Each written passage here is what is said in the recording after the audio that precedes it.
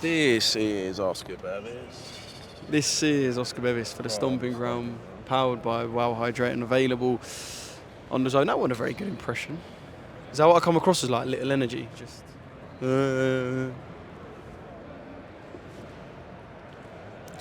How you doing? I'm alright, mate. You? I can imagine I'm in a better way physically than you because you come straight in from LA. You must be knackered. Yeah, my body clock's all over the place. I actually am. I think it's the Saudi way, to be honest. They're awake in the night and they're sleeping in the day, so that's where I'm at currently. But it's all good. Delighted to be here. Such a big fucking show. Like, it's crazy. Like, I never thought Bivol Better Be would happen. Never mind be here to see it. Never mind have Wardley Clark on it, Ben Whittaker, Chris Eubank Jr, Jack Massey fighting for a world title, and the rest. It's incredible. Boxing, like, dream. Yeah, there's serious boxer interest on this card. Let's talk quickly about LA though. Yeah. Chris Smith, Zurdo Ramirez. That is a really tasty fight. Yeah. Obviously, you said your piece. De La Hoya was up there. Looked like a good couple of days. Yeah, it was great. It was really well done, really well put on. Obviously, another Riyadh season event. Thank you to His Excellency, really, because that's just another great fight, and to be working with Golden Boy is fantastic. Oscar De La Hoya is he's a Hall of Famer. What a fighter! Forget him as a promoter, where he's done remarkably well for a fighter. There's not many fighters that can do that and successfully and do what he does. But as a fighter, wow! And so yeah, I was with Bernard Hopkins and Oscar De La Hoya. At the end of the day, I'm a fan. So to be engaging in a battle between who's got the best cruiserweight in a unification like this, on a card like that, Latino night in Riyadh, it was pretty special. And yeah, massive fight for Chris Smith, and just the fight that we wanted, the fight that we've been waiting for, the fight that I believe takes him to another level, the fight where he proves people wrong again, and what a journey it's been. Yeah. Yeah, as a boxing fan, it must be quite surreal sometimes sitting there with your De La Hoyas, your Bernard Hopkins. What's your relationship like with Oscar De La Hoya? Is that, like, how many times you've been around each other? What's your... Look, we deal with Eric Gomez at Golden Boy quite a lot. Obviously, he helped us do the O'Hara Davis fight against Adam Azim. So, doing almost back-to-back headline shows there. I think it's really good. I actually think they're a really professional outfit. I've dealt with, obviously, we have to go into a lot of co-promotions. And it's very rarely we're treated well, if I'm honest.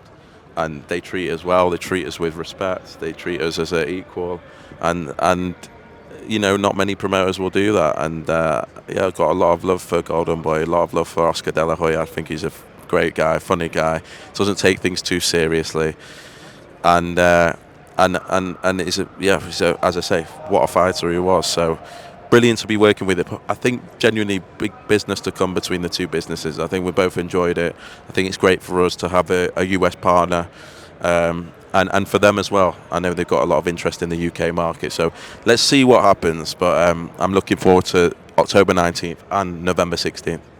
When you say he's a funny guy, are you talking about them Clapback Thursday videos? I'm just talking about generally. He's actually he's always just got great energy, and I just feel like he genuinely doesn't take it too.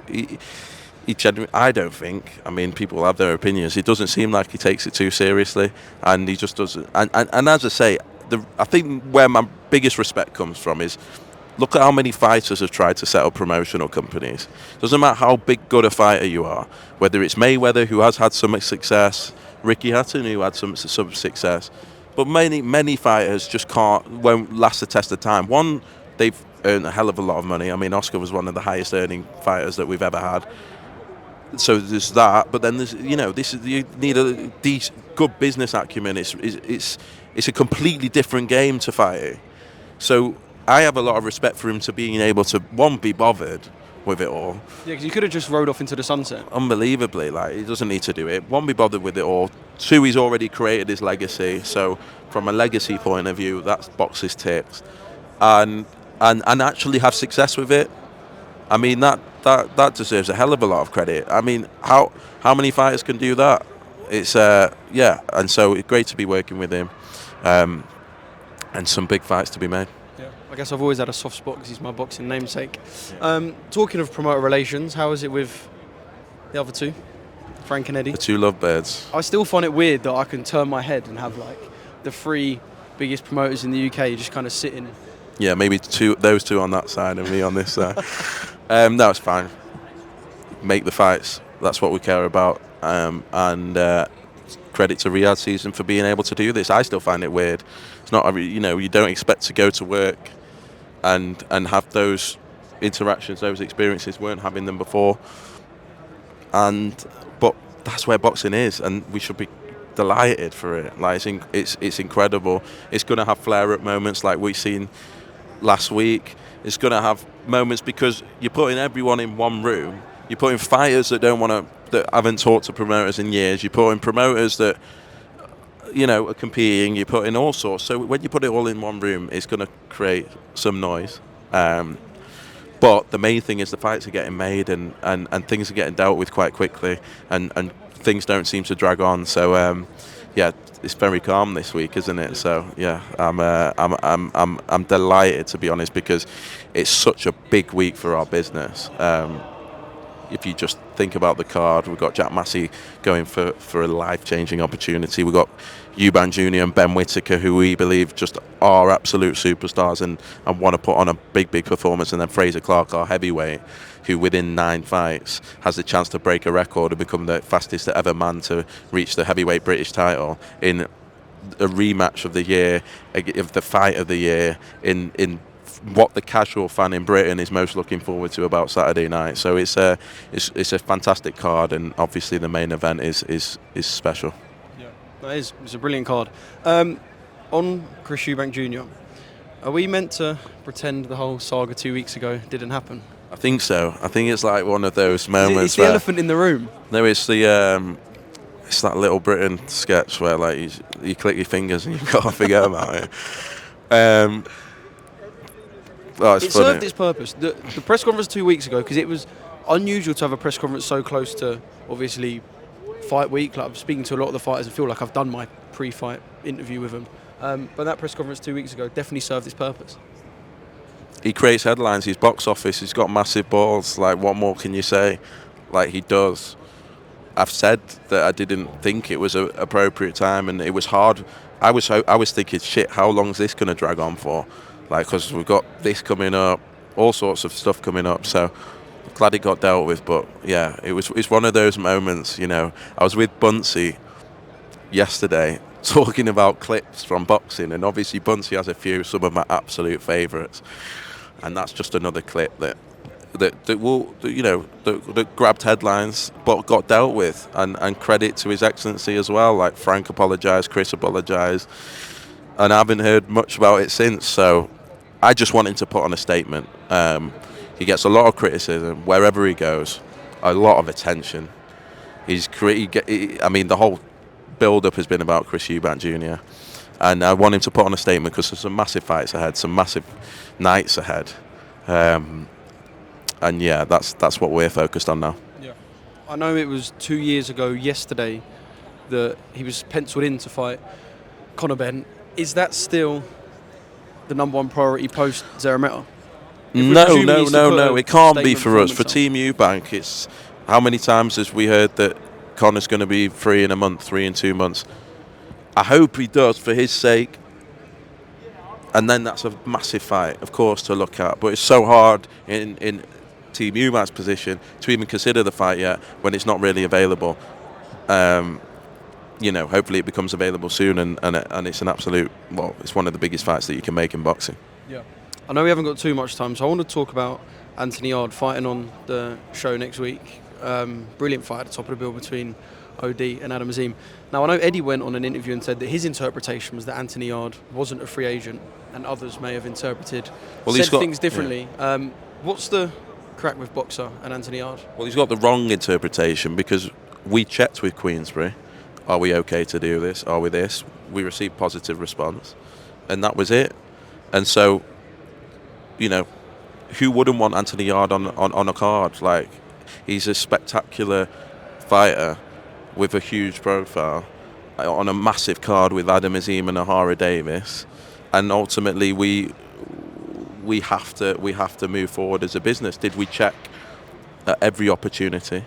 Absolutely, and they'll vouch for that, and we received that, and so we move forward, and now I can't wait for October the 19th. What's the plan with Anthony Yarde beyond October the 19th? Look, there isn't any plan yet, just because Bivol and Beterbiev are fighting on Saturday. Josh Buatsi is the interim champion. He's Well, I was going to say, having Joshua Buatsi and Anthony Yarde at your disposal is like... It's huge, but the light heavyweight division we're invested in hugely as well. Dan Aziz, Ben Whittaker, Louis Edmondson on the card as well. It's a great division, but also Bivol Beterbiev. This fight on Saturday, you know, Josh Buatsi should be next in line to fight for a world title, to fight Bivol Beterbiev. But we know what happens in boxing. And so for me, outside of the Bivol Beterbiev fight, I know what fans want to see. And I know what Buatsi is desperate for, and has been desperate for this fight for a long, long time. And so, of course, it's a massive fight. But we want to see what happens on Saturday. And what happens in the aftermath. Does Beterbiev vacate? Does he defend? Is it Bivol? We don't know. Could be a rematch. If there's a rematch, then we have to think again. Yeah. What do you make of the Fury Usyk 2 undercard? There's been some slight criticism on Twitter. It's very UK heavy, but look, there's definitely some good fights on there. Really, yeah, good fights. I think Pete McGrath, Dennis McCann, really good fight. The main event is a historic fight. It's a historic fight, and I actually never thought at one point that we were going to see Fury Usyk 1. So we should just be bloody glad and grateful to His Excellency and Riyadh season for getting this heavyweight division moving. I think people forget how bad it was. That heavyweight division was stagnant. We had Martin Bakole wondering whether they'll, you know, it was stagnant. There was nothing moving. The belts weren't moving. Everyone was jostling, waiting around. It was awful. So I think that's the focus, Usyk Fury, and for that to have happened, and then the rematch to be happening, it's special. These are iconic events, sporting events, not just boxing events. Yeah, I saw someone say on Twitter that it's missing perhaps a Bakole. Bakole Caballel's one that's... For me, it's the best. That is the best fight, Bakole Caballel, that doesn't involve a world title in the heavyweight division. Okay. I think it's phenomenal. I think for any... So it's a fight that will happen next?